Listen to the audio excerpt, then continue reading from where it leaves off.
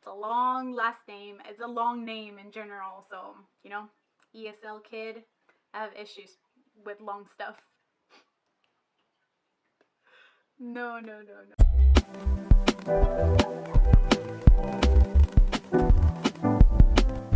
is Ale, and today I am going to be sharing my March TBR. I cannot believe we're in the third month of this year. It just feels like time it's flying by, and I just get older and older.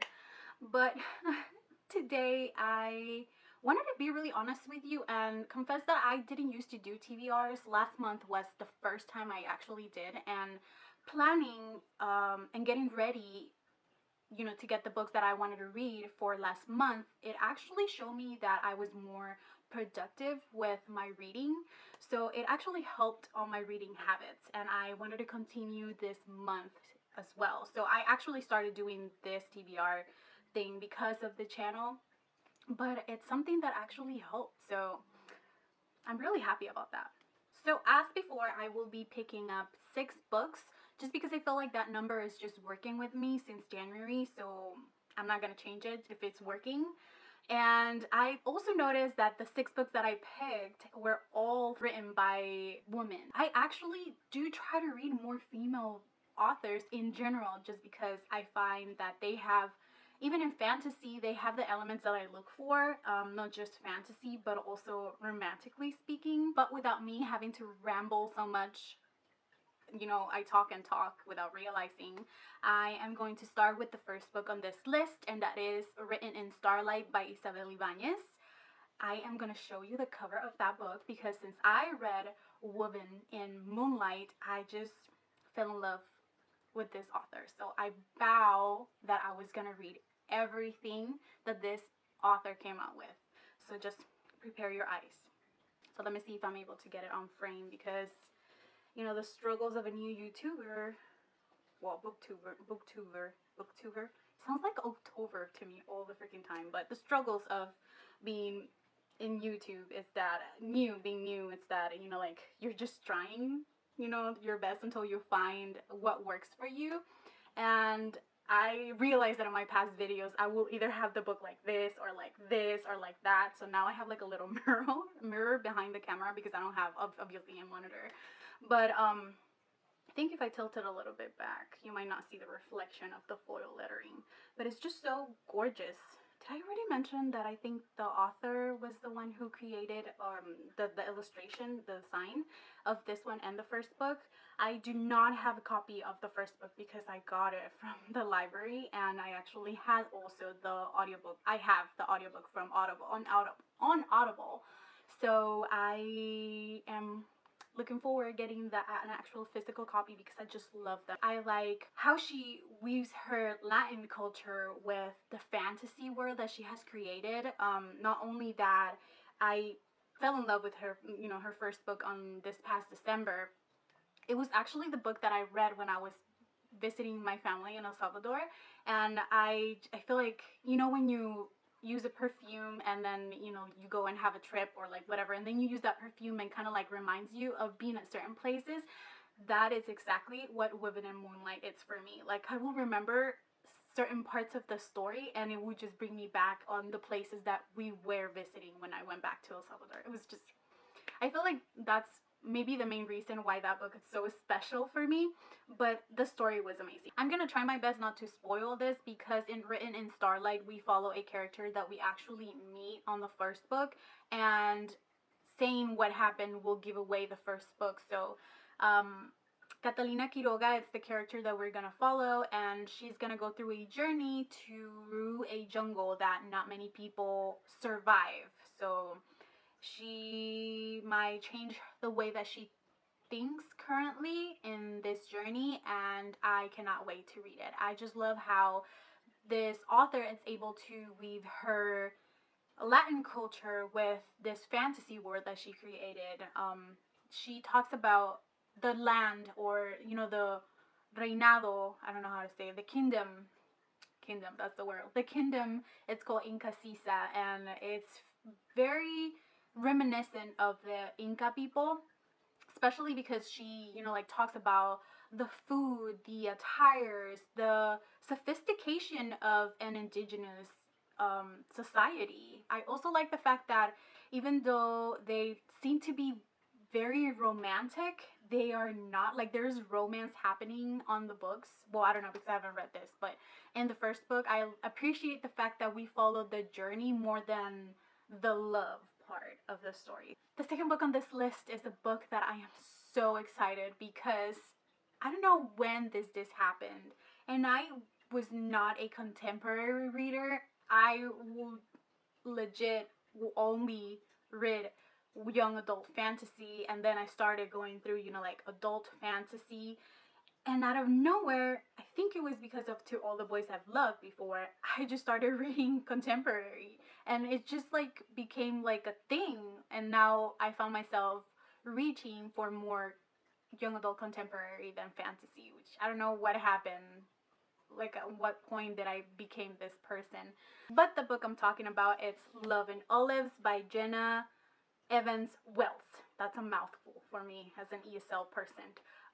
And this is the cover. I like the covers of this books, but what it does for me, it's the actual story. I feel like I'm not qualified to talk about the writing style, but her stories just are like right out of my alley. I like the fact that they seem to be pretty fluffy, but at the same time, she also works with conflicts that these teenagers are having, and with a little bit of romance in the mix, but the romance does not overpowers the story, and that's one of the things that I really like when it comes to contemporaries. Another thing that I like is that she tends to have some sort of heavy conflicts on the story that their main characters need to work through. And then another element that I also saw on her previous two books were the fact that there is another text involved in the story. Like in the first one, we have a journal, and then on the second one, we have a guide. So I am pretty excited to see if there is any of that sort on here. I really hope so, because I feel like that duality, is that what you like, that duality of like two different stories happening on one, it's what actually like calls my name when it comes to a book. On this story, we follow Olive, who now goes by Liv, now that she's a teenager, and she travels to Greek, specifically to the city of Santorini, to see her dad.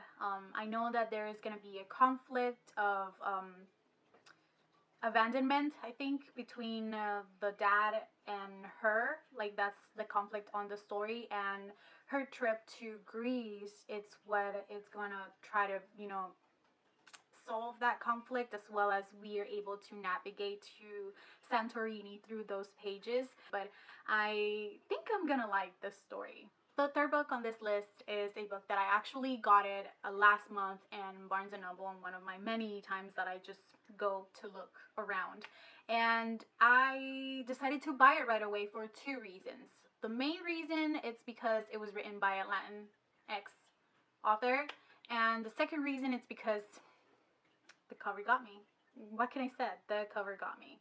And I also like the fact that in this story we follow our main character Charlie, and she is a curvy Latina in a very white neighborhood. So she's never good enough on anything that she does, or like she is more than anything, because her mom is pressuring her all the time because of her weight, and then she's not white enough to be on her neighborhood or like with her group of friends, and her only soul lens is actually her best friend, who they are like opposite. But Charlie finds out later on that the person that she's kind of like striking a love relationship might have asked her best friend first, and she's now dealing with that fact that she was like the second choice of this guy, as well as the conflict with her mother always being overbearing about her weight. And also, while reading the synopsis of this book, there says something about chismes, and that's like gossip, but when I read it, I was like, yeah, this is gonna be pretty Latin. The next book on this list is a God of Jade and Shadow by Sylvia Moreno Garcia. This book is set in Mexico in the 20s, and we follow Cassiopeia Tune, a young woman who would like to have a life different than what she currently has. And after meeting the Mayan god of death, they go into a journey to help him get back to his throne that has been stolen by his brother. The main reason why I wanted to read it, it's because it has Mayan mythology, and I just love me some good mythology in general, but being Mayan, it just feels like a little closer to home, since I know that I'm not Mexican, you know, since the story is set on Mexico, but many of the native tribes in El Salvador have their roots in Mayan culture, so we share a lot of cosmology and mythology as well. And if that's not enough, I also saw on Goodreads that Uncle Rick had given it a 5 stars, which, you know, like, it's Uncle Rick. Like, if anyone else knows about mythology, you know, and constructing a story, it's definitely gonna be him. So I will trust them and I will give it a read. The next book on my list is The Invisible Life of Addy Larue by B.E. Schwab. On this one, we follow Addy Larue, who sells her soul to the devil.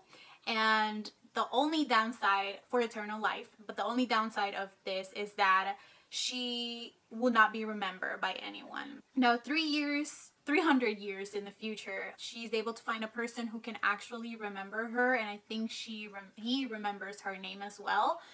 And that starts the story. Now, I love B.E. Schwab. I feel like the books that I have actually read from her are very unique and dark and a little mysterious and eerie, and most of her stories, well, the ones that I've read, again, have like that same vibe that is so unique to her.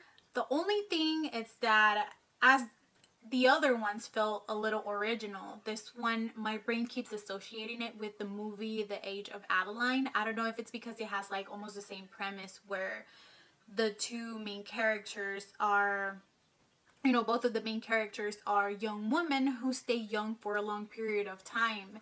And they also have that name AD, like Addy and Adeline. So I feel like I really need to read the book so my brain kind of like disassociates both stories from it, because even when I was talking about the book, or right before I was gonna start talking about the book, my brain kept like, you know, like picturing Blake Lively as Addy Larue for some reason.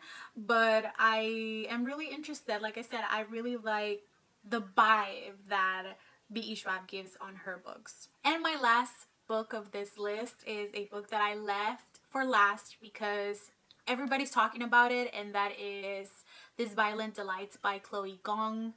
It's set in Shanghai on the 1920s, and it's also to be a retelling of Romeo and Juliet with the element of gangs, kind of like the mafia type of thing, it feels like to me. Just thinking about the gang element, I'm thinking about Ace of Shades by Amanda Foody, because that's the only other book that I've heard that has gangs on.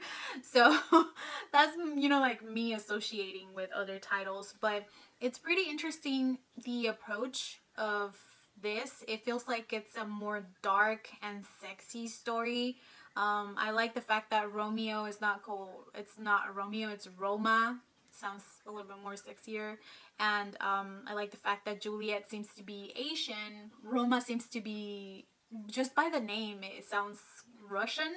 And I also like the fact that they're both the leaders of their own gangs, but they have some romantic history, like previous this moment, and now they have to set their rivalry and history to the side to aid and figure it out what is happening in the city, since people, it's dying very grotesquely. And it's a pretty interesting take into Romeo and Juliet. Cannot wait to read this book either. I actually cannot wait to read any of the books on this list. I think I already mentioned that I already started one and I am loving it. I feel like I'm finished it, and I just started yesterday. Those are all the books that I have for today. I am glad if you're at this point on the video. Thank you so much for staying until the end. And if you have the time, let me know what books are you planning on reading this month until my next video. Adios.